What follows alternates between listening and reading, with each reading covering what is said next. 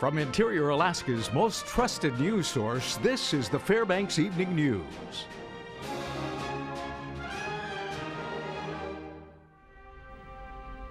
Good evening and welcome to our Saturday edition of the Fairbanks Evening News. I'm Katie Looper. Our top story tonight.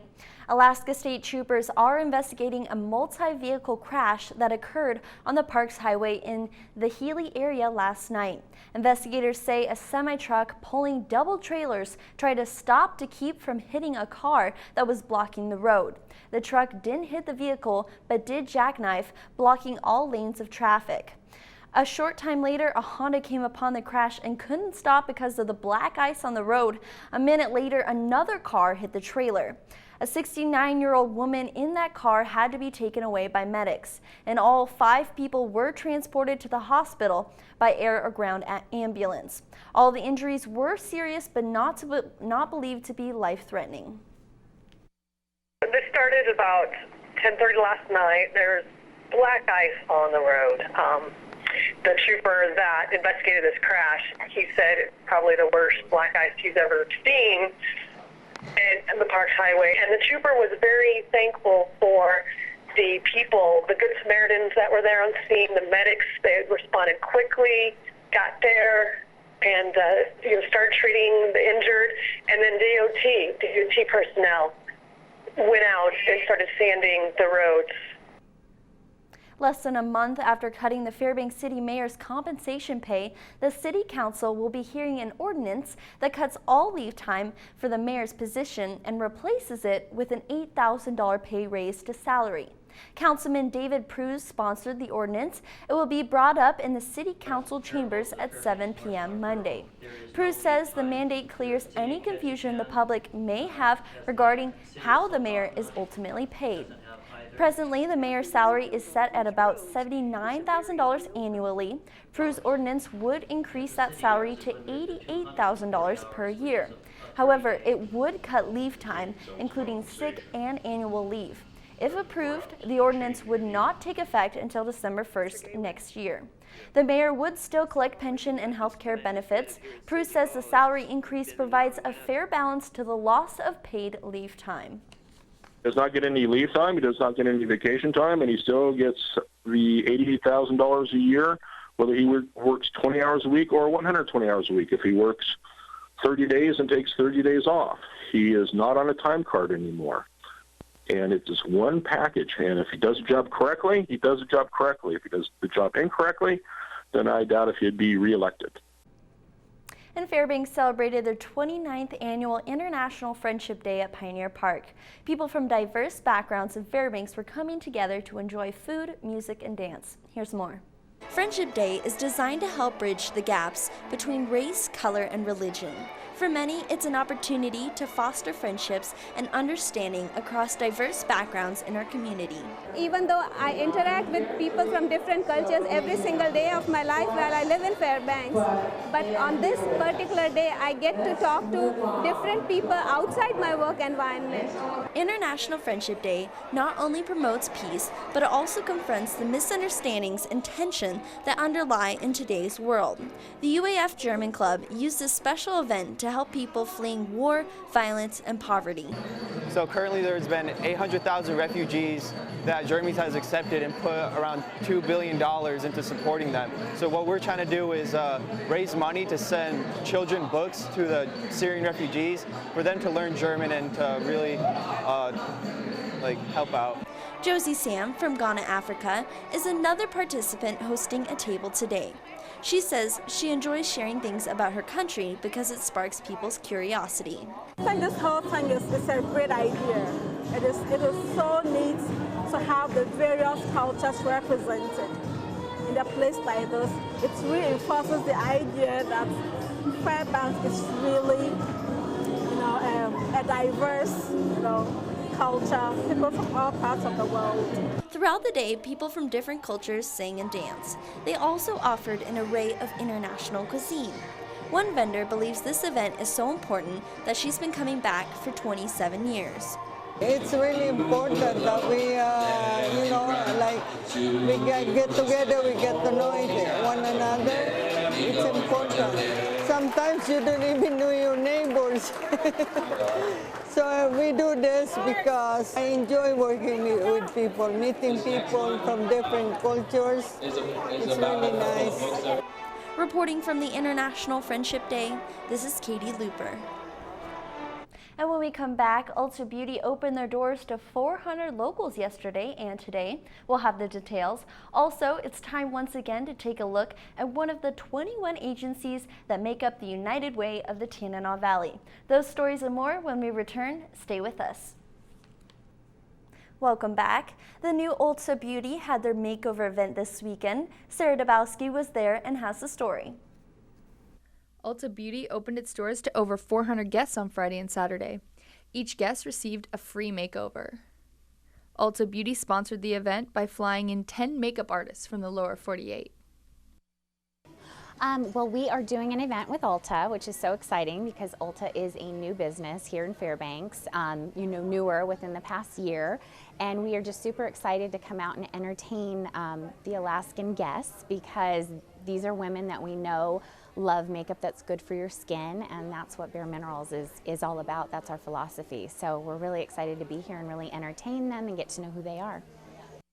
Ulta Beauty is one of the largest beauty retailers in the United States and offers makeup consultations as well as salon and brow services.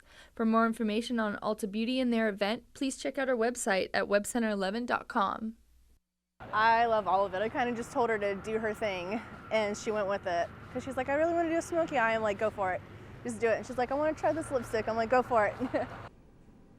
Today, UAF School of Management hosted their 7th annual Arctic Innovation Competition. 20 competitors from all across the state came and partook in this annual competition in which they presented their innovative ideas in hopes to better Alaska's future. There were 3 divisions, a main division, a junior division for teens, and a cub division for those 12 and under. Go to arcticinnovation.com to find out this year's winner. We celebrate innovation. It's Alaska's original idea contest. We have 20 competitors in the adult division showcasing their ideas. They're from around the state. They're from Fairbanks, Anchorage, Thorn Bay, and they are giving presentations on their bright ideas, and somebody's walking away with $10,000 today. The United Way campaign is well underway now, and we think it's important that you should know about the 21 agencies that make up the United Way of the Tanana Valley. Here's Mike Schultz with another spotlight. Tonight, the focus is on the Girl Scouts. The National Girl Scouts were formed in 1912 when 18 girls in Savannah, Georgia, gathered for a local meeting. The farthest north Girl Scout Council in Fairbanks dates back to the 1950s. For 18 years, Sue Ellen Nellis has grown with the Girl Scouts to become their executive director. I asked her what kind of impact the United Way of the Tanana Valley has had on her agency. It is a big part of our budget. The best part about it is it's undesignated funds. So the United Way really trusts the member agencies to use the money in the very best way that they know how to use it. What is Sue Ellen most proud of for her agency in the farthest north? Probably the thing that gives me the most pride in doing this job here and being with the Girl Scouts is watching the development of girls over time. They can join our organization as young as 5 years old when they're in kindergarten, and a lot of them do stay with us all the way through high school, earning their Gold Award. And to watch that development, see them bloom into the community leaders that I know they're going to be, just gives us all of the staff here, and our board of directors, just a sense of pride that we're helping our community. Over her years with the Girl Scouts, what does she feel is her most rewarding or fulfilling moment? You know, I really love what I do for the Girl Scouts. I love coming into work every day. I hardly consider it a job. It's just fun to be here, fun to be around the girls and our volunteers, our staff, our board of directors. It's a really community feeling here at the Girl Scouts. The United Way campaign is now underway, and your donations are very important to these 21 agencies. Mike Schultz reporting. Mike Fussel's up next with sports. The Nanook swim team is kicking up bubbles for the second day in a row in their home pool. And the Allison Ravens football team has claimed another state title. That's all coming up right after the break with Mike. And welcome back, sports fans. Mike Fussell here with your latest local action. The Nanooks are very busy this weekend, competing in full force. But first, let's talk high school football. There was just a single interior team vying for a state title today. The Allison Ravens climbed the small school bracket to take on Nikiski in the finals at Diamond Field. Antonio Griffith got things started for the Ravens with a 26-yard touchdown run, but the Bulldogs would answer right back, leaving the score at 8-7 Nikiski by the end of the first quarter. Allison would start to edge forward slightly in the second with another Griffin TD and a punt return to the end zone. That put the Ravens on top at the half 21-14. The team continued to fly high through the end of the game. Allison is now state champions in the small school bracket with a final score of 49-14. This is the first time Allison has won back-to-back titles and the first time it's happened in the small school bracket since Sohai did it in the 08-09 season. You know, we came out a little slow. I think we're a little timid. It's a state championship game, so you're always going to be nervous. And after we knew what we had to do, we started getting to our blocks. Coach was making good play calls, and it just all started working. And moving to the Hill, where there was a lot of action going on today, the Alaska Nanooks volleyball team took on Western Washington at the Patty Center. The Vikings came into the game undefeated in the GNAC and put their dominance on full display against UAF. Western Washington would take the first set by the largest margin of the day at 25-19. The Vikes had a hitting percentage of .361 compared to Alaska's .128. WWU took their momentum in the second set with a score of 25-23. At that time, the Vikings just needed one more set to take the match, and they'd get it. 25-20, sweeping the Nooks 3-0. UAF travels south to play Anchorage on Tuesday. And the Alaska Nanooks swim team was also in the water earlier today. They took on Azusa Pacific in back-to-back meets after a close 3-point victory last night. Today, the Nooks and Cougars kicked up bubbles again. Martha Hood finished on top in her signature event, the 50 freestyle, with a time of 24.6 seconds. Alaska claimed the gold and silver spots in the 200 freestyle thanks to Katie Stark and Hood again. Victoria Adams and Linnea Domas also finished as number 1 and number 2 in the 200 breaststroke for Alaska. Azusa Pacific's Brooke Miller won the 400 IM with a time of 4 minutes and 47 seconds. After the first 6 events, APU led Alaska 54-39. And rifle shooters fired off the first time this season at UAF earlier today. The number 2 ranked Nanooks invited number 9 Ohio State up to compete at the Horton Rifle Range. Alaska returns this season with several key athletes. Senior Tim Sherry is back. He won the 2014 National Championship in small bore. And in the 50-foot, 10-meter relay today, OSU's Michael Steinel and Remington Lyman each had more than 585 points after 60 shots had been fired. The Nanooks will still be shooting tomorrow. They take on the Air Force Academy, which is currently ranked 3rd in the nation, just 1 spot behind the Nanooks. Opening weekend action is ongoing, so we'll have full results during the weekend recap in the next few days. And hockey teams are battling it out at the Bryce Alaska Gold Rush. Now for a second day, take a look at the action that started last night. The Alaska Nanooks hosted the American International College at the Carlson Center. AIC came out swiftly, grabbing the upper hand going into the first intermission with a 2-0 lead. But something must have changed during that break, though, because the Nooks would come out looking like an entirely different team. Alaska scored 5 goals in the second period alone. Fairbanks native Taylor Munson led that charge with 2 goals and 1 assist. The Nanooks would lock down on defense and score 2 more points in the third, bringing the final score to 7-2. The win positions UAF for a chance to take the Bryce title 4 years in a row. I thought that our team, we created some good scoring chances. It wasn't going in. I had a little thought of Saturday night in Anchorage, where we kind of had a similar first period where we weren't getting the chances, but they weren't going in. But obviously, coming out in the second period, there was a little bit of sense of urgency to get that next goal, and 1 turned into 5. So that was good for our team to get some pucks to the back of the net and get some confidence. The first period we did let 2 goals in, but I felt, and the whole team felt, we were playing hard. So we just kept it going, and 1 puck went in, and it just kept rolling after that, and we just had fun. All right, that about brings us to the buzzer for sports tonight. Katie Looper has your full weather forecast coming up next. Thanks for checking in, and we'll see you next weekend.